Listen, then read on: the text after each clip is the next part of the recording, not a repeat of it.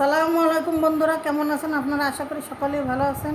আজকে আমি মুরগির গোশ রান্না করবো, পোলাও ভাত রান্না করবো, আর অল্প করে সাদা ভাত রান্না করবো। এই দেখো পানি গরম করে নিচ্ছি, এই দেখো ভাত গরম। আর এই দেখো পেঁয়াজ ভাইজে একবার দিয়ে দিচ্ছি, কাঁচা জাল দিচ্ছি, তেজপাতা দিচ্ছি, আর গরম মশলা দিচ্ছি। দেখো ভাইজে নিচ্ছি আমি, আর পানিটা গরম করে নিচ্ছি, একটু গরম মনে মাছ মতন পানি দিয়ে দেবো। এই যে চালটা ভাইজে নিচ্ছি, সুন্দর করে চালটা ভাইজে নিই, তারপর আপনাদের দেখাচ্ছি। আমি লবণ দিয়ে দিই। লবণ দিয়ে দিস, একটু লবণ দিবা। অল্প একটু লবণ দিয়ে পরে আবার দেবো, একটু দিয়ে ভিতরে ঢুকিয়ে দেবে না, আর পরে দিবানি লাগে পানি দেওয়ার পরে। আমি এটা ভাইজে নিই, তারপর আপনাদের দেখাচ্ছি। আমরা ভাজা হয়ে গেছে, এই দেখো কত সুন্দর ভাজা হয়েছে। 1 কেজি পোলাও এখানে আমি মাপ মতন পানি দিয়ে দিছি। ওই রাইস কুকারে ওই যে মাপে দিই ওই মাপেই দিয়ে দিচ্ছি। ভাত হবে একদম পুরো ঝরঝরে, আর চালটা বেশি ভাজা হলে ভাতটা ঝরঝরে হয় বেশি, আর চালটা যদি কম ভাজা হয় তাহলে ঝরঝরে সেরকম হয় না, আঠা আঠা হয়ে যাবে। পানি গরম করে নিচ্ছি বন্ধুরা। এই দেখো আমি সে পানিটা গরম করে রেখেছিলাম, ওইটার মধ্যে ঢাইলে দেবো চালটা।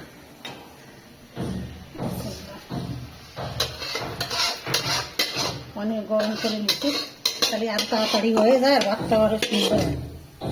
না গরম করলেও সমস্যা নেই, একটু গরম করলে একটু ভালো হয় বেশি। সবটাই দিয়ে দেবো, আমি একটু ধুয়ে দিয়ে দেবো, একটু ধুয়ে দিই। একটু ধুয়ে দিবা, হ্যাঁ একটু ধুয়ে দিই, তেলটা থাকবে না, তেলটা চলে যাবে না। দেখো যে তেলটা রয়েছে না, ওই তেলটা চলে যাবে। দেখো বন্ধুরা, আমি এগুলো নাড়াই দিচ্ছি, ডাইকে দেবো, তাহলে সিদ্ধ হয়ে যাবে না। দেখো হাত মতন পানি দিয়ে দিচ্ছি, ডাইকে দেবো। রেখে দিবা? হ্যাঁ ডাইকে দেবো, তাহলে সিদ্ধ হয়ে যাবে। বন্ধুরা দেখো গায়ে কি হয়ে গেছে, এটা ডাইকে দিচ্ছে ওরা, আর জাল দিয়ে আস্তে আস্তে হয়ে যাবে না। তাহলে হবে, তবে দেখাবা। জাল দেওয়া যাবে না, হয় হয়ে না, তারপর আমরা দেখাচ্ছি। এই দেখো ডাইকে দিচ্ছে আর জাল কমাই দিচ্ছি। আমি মশলাটা বাইটে নিই, আপনাকে দেখে দেখাচ্ছি। আর মশলাটা বাইটে নিই, দিয়ে দিচ্ছি লেবু দিবি, শক্ত হবে না রসটা, বাইজে দিচ্ছি একটু। এরকম চিপড়াই দিচ্ছি লেবু।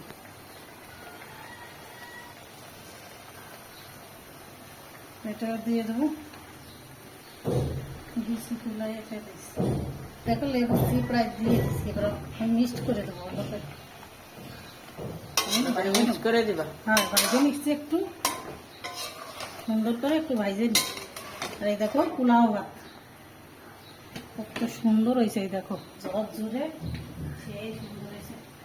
এই দেখো বন্ধুরা দেখো, ভাত এরকম করে সুন্দর করে একটু বেশি করে ভাইজে নিলি, তাহলে কালারটাও সেরম আসে, আর ওই ঝরঝরে হয়। এই দেখো আমি কত ঝরঝরে হয়েছে, এই দেখো একটার সাথে একটা লাগিয়ে নিয়ে দিয়েছি। এই দেখো একটু ভাইজে নিতে হবে বেশি করে, আমি ভাইজে নিয়েছি বেশি করে। ভাইজে না নিলে ওই ভাতটা আঠা আঠা হয়ে যায়। এই দেখো ভাইজে নিয়েছি, এই দেখো দম মশলি আরো সুন্দর হবে না, সুন্দর হয়েছে, কত সুন্দর হয়েছে। দেখো হালকা একটু দিবা।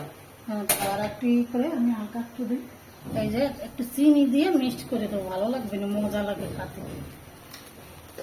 বন্ধুরা আমি একটু চিনি দিছি, এই যে একটু চিনি দিছি, আমি মিষ্টি মিষ্টি লাগবে না খাতে, আর ভালো লাগবে না। এই যে চিনিটা একটু আগে দিলে ভালো, তো আমার মনে নেই, সমস্যা নেই, হয়ে যাবে না। এই যে এখন মিক্স করে দিচ্ছি, হয়ে যাবে না। চিনিটা দিলে টেস্ট লাগে খেতে, সব জিনিসই তো দেয় না, যেটা দেওয়ার মতন সেটাই দিই, ভালোই লাগে। এই যে এবার নামাই ছাড়াই দিছি, মিক্সড করে দিছি। এই দেখো হয়ে যাবে না, এবার আমি কি আর জাল দেবো না, তাহলে বন্ধ করে দিছি, হয়ে যাবে না। এই দমে দমে পরে একটু নাড়াই দিলাম, হয়ে যাবে না। আর এদিকে গোশ ভাজা, এটা গোশটা ভাজা আসছে, ভাজা হোক তারপর দেখাচ্ছি। এরকম ভাজা আসছে, ভাজা হোক, সবকটা একসাথে দিয়ে দিচ্ছি তো ওই জন্য। হোক তাই দেখাচ্ছি।